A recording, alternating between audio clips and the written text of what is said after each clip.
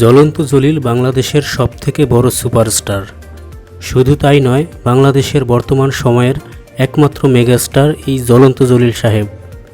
তো বন্ধুরা, মাথায় বীর্য উঠে যাওয়ার মতো কথা শুনে কেমন লাগছে তোমাদের?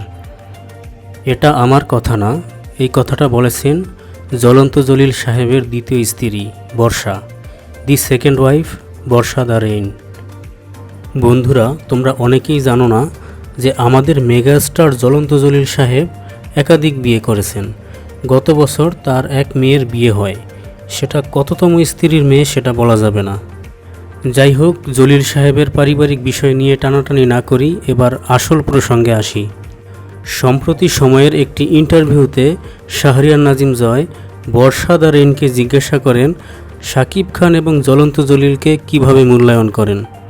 বর্ষা দ্য রেইন তখন বলেন, শাকিব খান একজন হিরো, কিন্তু জ্বলন্ত জলিল একজন মেগাস্টার। বন্ধুরা, একবার চিন্তা করে দেখো, মানুষ কতটা নির্লজ্জ হলে, লজ্জা শরমের পরিমাণ কতটুকু কম থাকলে নিজেদের সম্পর্কে নিজেরা এভাবে প্রশংসা করতে পারে। বর্ষা দ্য রেইন তার স্বামী দ্য হাজব্যান্ড জ্বলন্ত জলিলকে এর আগেও কখনো বাংলাদেশের টম ক্রুজ বা কখনো বাংলাদেশের শাহরুখ খান বলে উপাধি দিয়েছিলেন।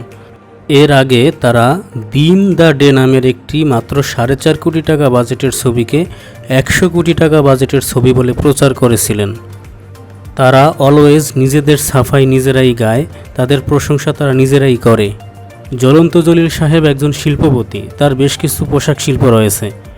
তা সত্ত্বেও তিনি এবং তার বৌদা ওয়াইফ বর্ষা দ্য রেইন দুজন মিলে মিডিয়াতে উল্টাপাল্টা কথা বলে নিজেদের স্ট্যাটাস হিরো আলম এবং জায়েদ খানের লেভেলে নিয়ে এসেছেন। আমি মনে করি হিরো আলম এবং জায়েদ খান তাদের থেকে অনেক বেটার। আমি যখনই আমাদের মেগাস্টার জ্বলন্ত জলিল সাহেব এবং তার ওয়াইফ বর্ষা দ্য রেইনের অভিনয় দেখি, আমার মনে হয় স্কুলের কোনো মঞ্চনাটকের বাচ্চাদের অভিনয় দেখতেছি। তাদের নায়ক নায়িকা হওয়ার খুব শখ জেগেছে, তাই টাকার জোরে তারা সিনেমা করতেছেন।